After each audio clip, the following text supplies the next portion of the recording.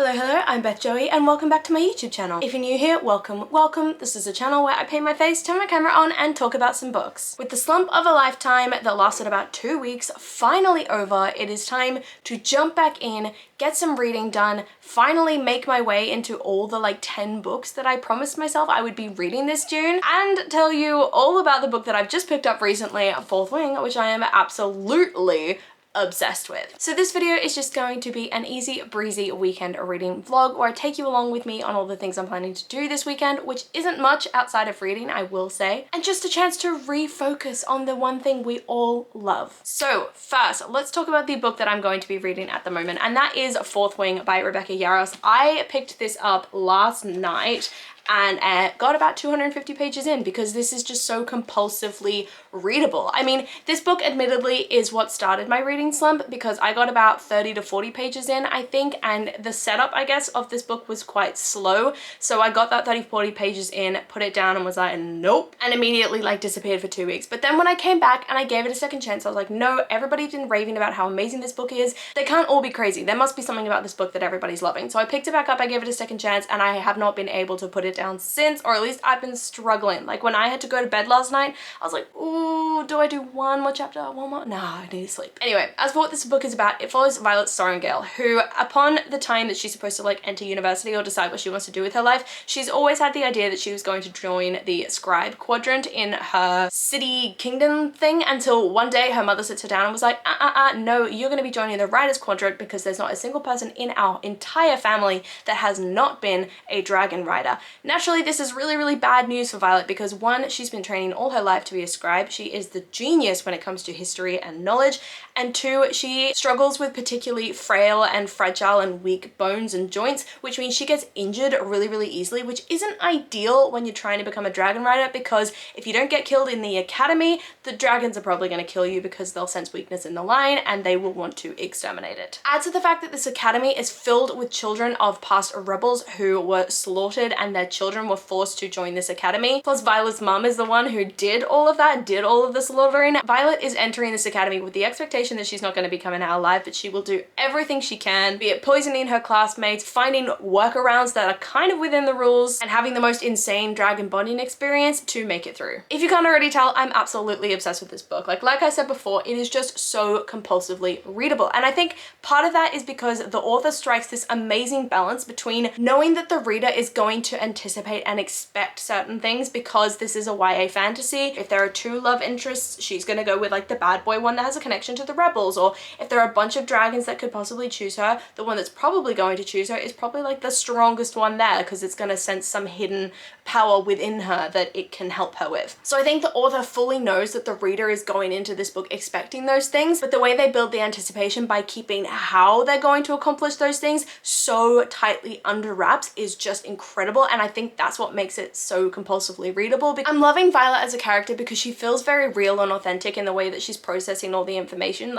She goes into this writer's quadrant really, really scared and terrified and knowing that she's probably not going to make it out alive, and she does have that internal monologue of, oh my god, I'm probably going to die, but then she sits herself down and she's like, no, my mantra is I will not die today, and she lives by that every single day. She finds workarounds, she finds ways to keep herself alive, she uses her smarts and her knowledge to really keep herself ahead because she knows how to respect the dragons and how to stop herself from getting killed by them by disrespecting them. She knows how to use poisons to her advantage so that she can poison her classmates ahead of fighting them so that she doesn't die on the mats. And I mean, the side characters are amazing as well. I love Zayden for that sort of bad boy influence that he represents, that rebel. I love Rhiannon because she's just such a lightweight character. She's so free in her sexuality but such a lovely, devoted friend to Violet, and I love seeing their interactions with each other. I'm really annoyed by the character of Dane because he is fiercely overprotective, which was cute at first, but once it was sort of confirmed that Violet had no interest in him anymore, it became really irritating because his overprotectiveness became more about showing her that he had absolutely no confidence in her ability to survive, rather than congratulating her for her ingenuity in the way that she makes sure that she survives. From the outset, I've definitely been getting the sense that all is not right in this society. There are moments where you have interactions with with the sort of children of the rebels who are saying things like, learn what they teach you, but remember what you know, and that sort of thing. And it makes me think, okay, tie that in with the violence and the fact that a lot of these rebel kids are getting bonded to these strongest dragons. There's got to be something going on here that the people in charge are not telling you about. Plus the fact that obviously one of the people in charge is Violet's mother and they have a horrible relationship. So that usually tells you that that's not someone that you're going to be on the side of throughout the rest of the series. Plus I think the kids of these rebels are really being painted as sympathetic, and the rebels even are being painted as sympathetic, which I'm finding very interesting, whereas the people who are like so stringently believing in the rules of the society are being painted as either annoying or egotistical or straight up like serial killer vibes. I'm just really loving this story. I think it's so fascinating. I think the world building is so well done. I've got such a clear concept of how the different structure of the writer's quadrant work, the different hierarchy, the threat facing them from every which way with these other like creatures that are over the border that are kind of like tearing down the wards and presenting a real threat. The characters, I feel like you get such a good sense of who they are. You know, the personality of Violet is so well built, as well as Xaden and Rhiannon and Dane and some of the other friends as well, which are definitely more the sort of lighter comedic relief, which is really much needed in some of those tenser scenes. And I'm just loving, like I said before, that balance where the author knows that the reader's going to expect certain things, but the how of how those things end up happening is what she's keeping under wraps, and it's just ingenious the way that she does that. So that's my thoughts on this book so far. As for my plans today, Ben and I are heading out to Greenwich because he's going to go and get his hair cut, and I am just going to chill in Waterstones in the cafe, read my book, and make a decent dent in the rest of this book. I think that's all we're really planning to do today. Maybe we might go for lunch after he's finished getting his hair cut. I'm not sure, but it's just going to be an easy breezy chill one because I've had the most manic week at work. So much like proposals and new business stuff working on at the moment, which takes so much of my brain power. So I'm really keen to just relax this weekend. So that is the plan. I will bring you along with me when I head out to Greenwich, and yeah, let's go read the rest of this book and I'll give you my thoughts in a bit.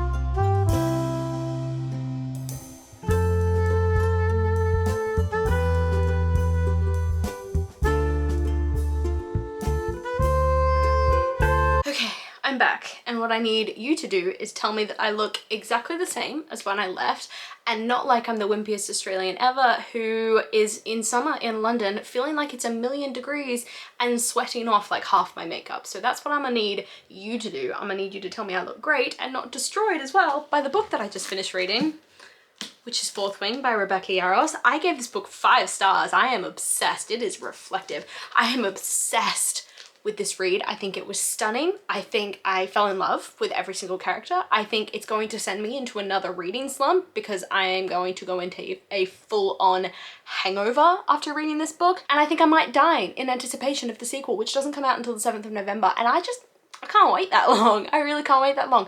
But luckily, my birthday is the 10th of November, so I can get it for myself as like a little birthday present, which I mean, who doesn't love that? Anyway, I'm gonna sit up straight and get this review filmed, so I actually have some semi-reasonable things to say to you. So let's go through my sort of core pile review as I would usually do for this kind of book, to talk about what I liked about this book.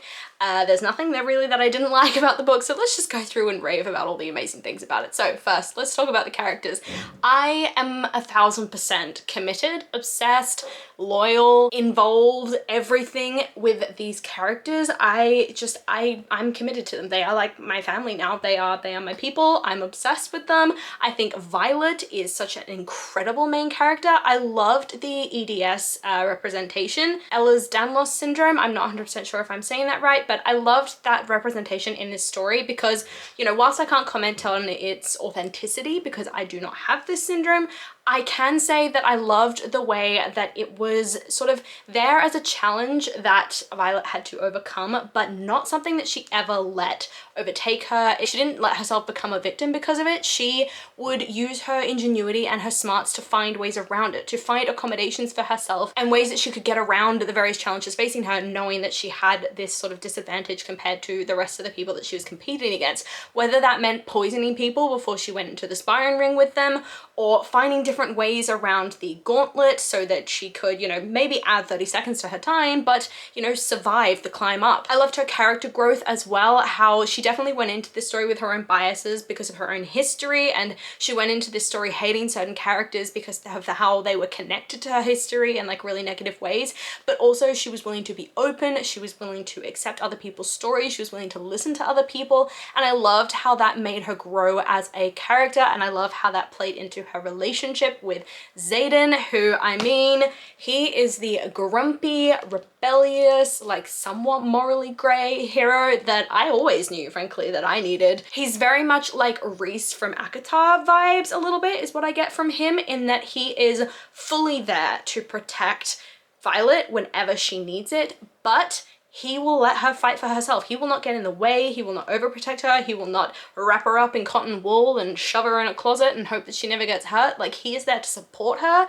rather than overprotect her, and that I was just obsessed with that, and I was obsessed with his character growth as well, and the way his past traumas and everything played into his relationship with Violet and into his relationships with other people in the college as well. He was just this perfect, honorable but grumpy hero, and I was absolutely obsessed with the sort of family that he created for himself. The side characters were the perfect sort of levity, comedic relief that I needed in this book, be it Rhiannon or Rhydok or Imogen or Liam. Like, I became so fully attached to those characters in the short time that we got with them, because obviously they're not the main focal point of this story, so you get less time. I mean, this was all around just an incredible cast of characters, and I do have to shout out particular characters that I didn't like as well, like Dane, obviously, because of that sort of overprotectiveness that he had with Violet. That definitely became toxic towards the end of the story, and that he was willing to put the rules above his relationship with her, which is not great when you're trying to hope that someone's going to protect you rather than basically throw you in the firing line if it means not breaking the rules. And of course, I don't like the relationship with the mother, Violet's mother in this story. She's just a whole toxic thing entirely, though I will give her credit for throwing Violet into this situation because I made this whole story happen. There I am talking about it like it's actually a real thing. Anyway, and I do have to say one thing about one of the characters, which I'm not going to reveal the name or any details about them because it would be a massive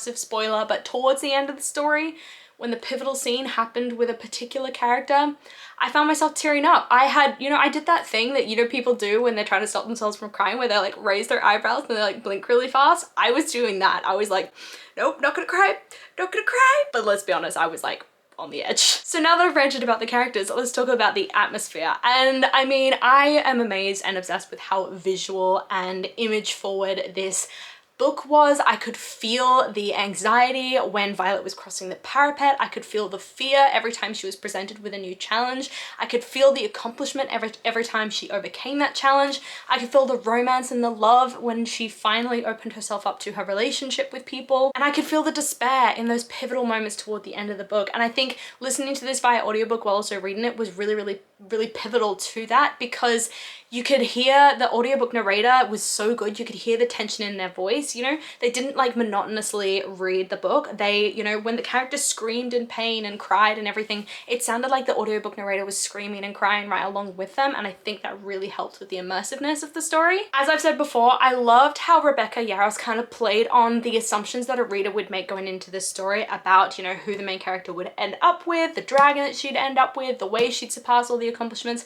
but then merging that with the reader never knowing how they would get to that point. You never know what steps the characters would have to take to result in that result, which made the anticipation all that much more just immersive. Like, I could feel the anticipation that much more because I knew what I was looking forward to, but I didn't know how I would get there, and that just made it so much better. As for the writing, I think the writing was amazing. I didn't think there was any sort of clichéness in the dialogue between any of the characters. I didn't think that the sort of mind dialogue between the dragons sounded weird, which I know it can often do in these sorts of stories. I don't think the story was overwritten at all, and I frankly think I would have loved an extra like 100 pages in the story. I would have loved a bit more time just between Xaden and Violet, because obsessed with that relationship, and I would have liked a little bit more time in the sort of school aspect, a little bit more time watching some of those fights occur. As for the plot, I think this was definitely a very fast-paced story, but it wasn't to the detriment of the world or the character building or the magic building or anything.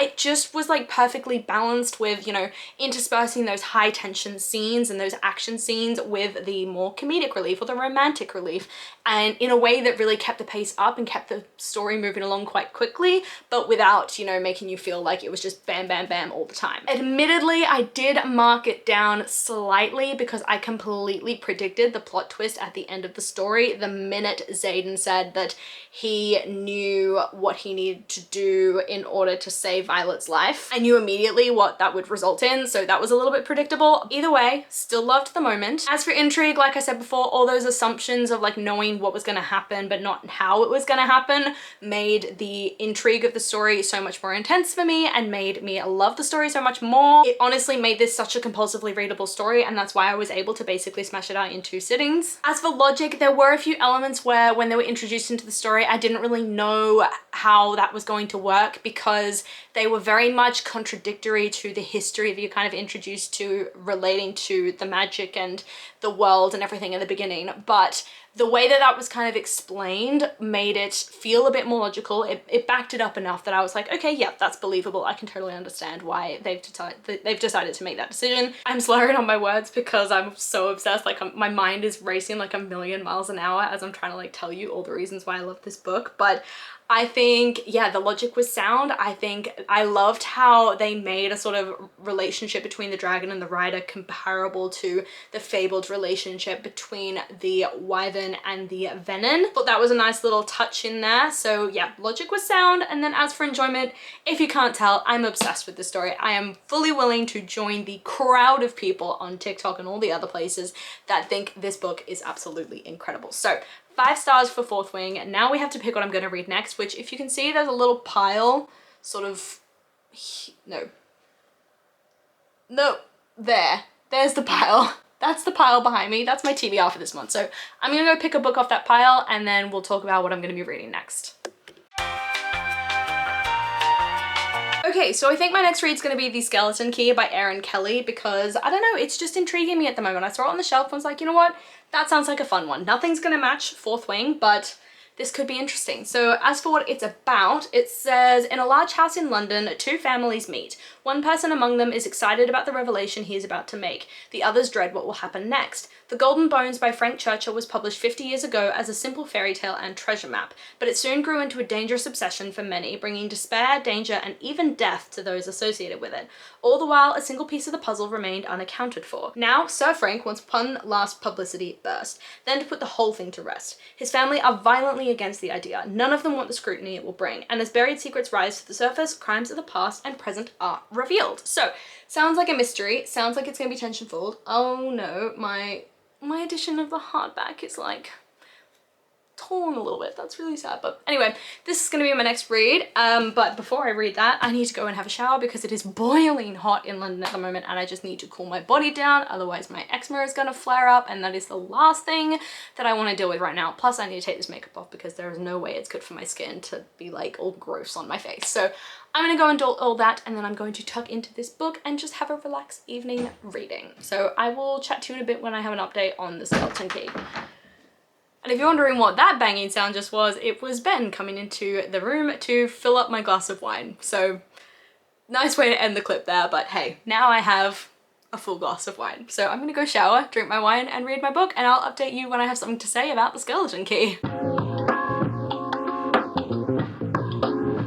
Morning, it is Sunday and I'm now about halfway through this book, The Skeleton Key by Erin Kelly. As you can tell, I have taken off the sort of dust jacket because I always rip those apart when I'm reading the book with them on, so I take them off to keep them safe. Anyway, I'm about halfway through this book and it definitely feels like a bit of a slow read. I'm thinking the investigation that's kind of taking place in this story is moving really, really slowly, or maybe that's just because like in comparison to Fourth Wing, everything is gonna kind of feel a bit slow. As you can probably tell, I am still waking up. It is only like what, 9:15 in the morning, so my brain isn't fully turned on yet, but at the moment I won't lie, the story is interesting. It's very much focusing less on the decision to get more publicity about this old story that, you know, this old investigation that was released like 50 years prior to the events of this book, and it's more about the follow-up investigation after certain events take place that really force it back into the limelight more than the family ever expected it to. It's definitely really dwelling on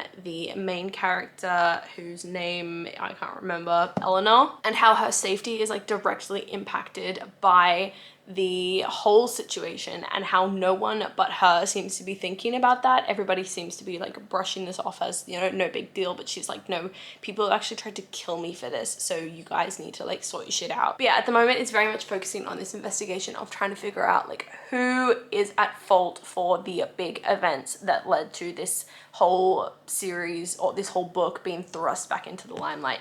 And obviously can't really talk about that because that's massive spoilers. It's not holding my attention in the way that I think Fourth Wing did, but it is still a pretty quick read because the chapters are super short. There's a little bit of mixed media in here, and that you're seeing social media posts from the people who are really obsessed with this hunt. There's jumps back and forward in time as it becomes relevant to give you context over a specific moment in time. But yeah, it's all really investigation focused. So I'm going to get back into reading this book and hopefully have it finished within the next couple of hours. I'm reading it with a mixture of the audiobook and the physical book. So I have, I think, just over 3 hours left. No, that's wrong. I have 4 hours and 3 minutes left on the audiobook because I'm listening to it at 2 times speed. So I'm going to read this until it gets me to about, I think, like 1 p.m. I should be finished.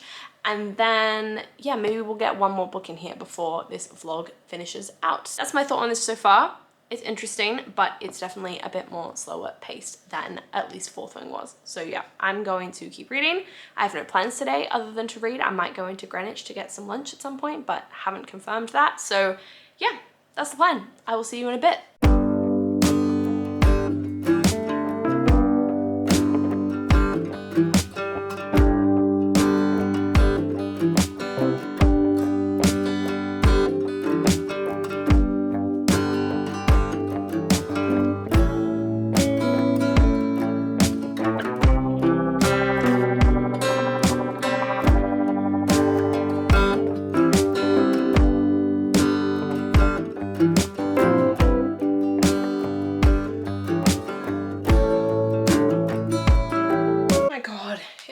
Boiling in this room, which feels so un-Australian of me to say considering it's only English summer, but it's hot and it's very humid. Like, I just went outside for a walk to go and pick up some ice cream, and I had to put my coat on because it was raining, but like I really wanted to take my coat off because it was so humid that I was like sweating inside my coat, and the rain outside was like hot and like heavy. The air is just heavy and muggy. But anyway, we're gonna ignore all that because it's time to talk about the book that I just finished reading, which is The Skeleton Key by Erin Kelly, which what I'm planning to pick up next, which is The Testaments by Margaret Atwood. And we're not here to complain about the weather outside. So let's talk about The Skeleton Key because we are here to complain about this. I gave this book 2.5 stars, and I think a very big reason for why it got such a low rating from me is because I came out of this book just not really caring. I think the dysfunctional family that this whole book centers around is fascinating in the way they are able to manipulate logic to suit their own means, the way they're able to manipulate the justice system, the way they're able to manipulate what is right and wrong. You know, there are 2 crimes, I think 2 major crimes committed by the end of this book, and the way they're able to sort of shove the punishment for one of those crimes onto the wrong person because the wrong person was actually to blame for the second crime is just, the way they manipulate that is very interesting, and it makes you sit in the position and go, well, yeah, I'm glad this guy's getting punished, but he's getting punished for the wrong thing. So is it really justice? But anyway, it was a very dysfunctional family, which was very fascinating to learn about. But the main character, the one you're predominantly following, whose name I just cannot seem to remember, which tells you enough about what I think about this book, is very morally like black and white. Things are good and bad. She, you know, she doesn't see things the way her family does, and she believes everything they're doing is wrong. She believes in doing the right thing.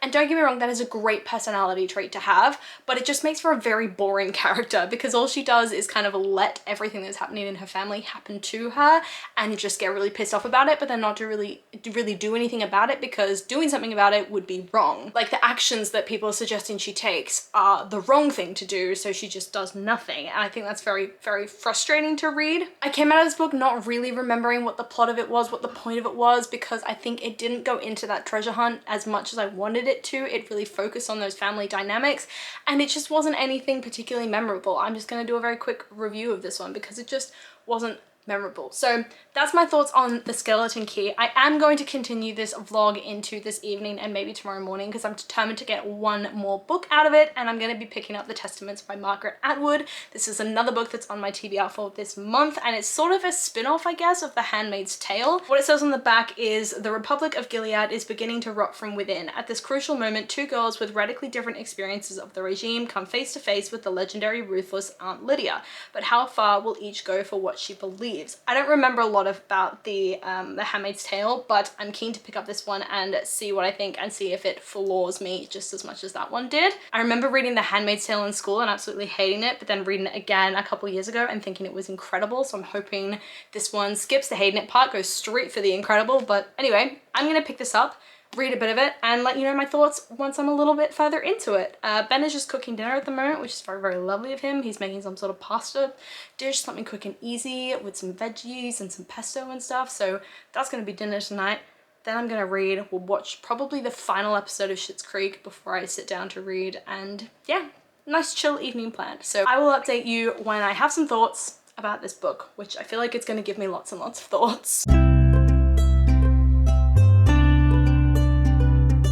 Hey, it is very, very dark in the outside world at the moment. Sparrows fly in the morning, Monday morning, before I get started with work, but I just wanted to come in quickly to update you on this vlog and close out this vlog as well, because I've just finished The Testaments by Margaret Atwood, which I believe I gave about 4 stars. I loved seeing the continuation, I guess, of the story of The Handmaid's Tale and how everything, I guess, kind of fell apart, and how the events of The Handmaid's Tale was such a catalyst for the whole of Gilead essentially falling apart. And I loved following it from these 3 characters' point of views who were interwoven together in a way that felt really natural and really authentic. My favorite character, or the favorite character growth, I guess, in this story had to be Aunt Lydia, because of course she was sort of this infamous character in The Handmaid's Tale, and the way that she grew through those insights into her backstory in the Testaments, it gave so much background to the fact that she was just a woman trying to survive in a world that she had no choice but to be thrust into, and a position of power that she had no choice but to act in order to survive. So I loved the backstory that we were given for Aunt Lydia, and how it really explained her decisions from The Handmaid's Tale, but also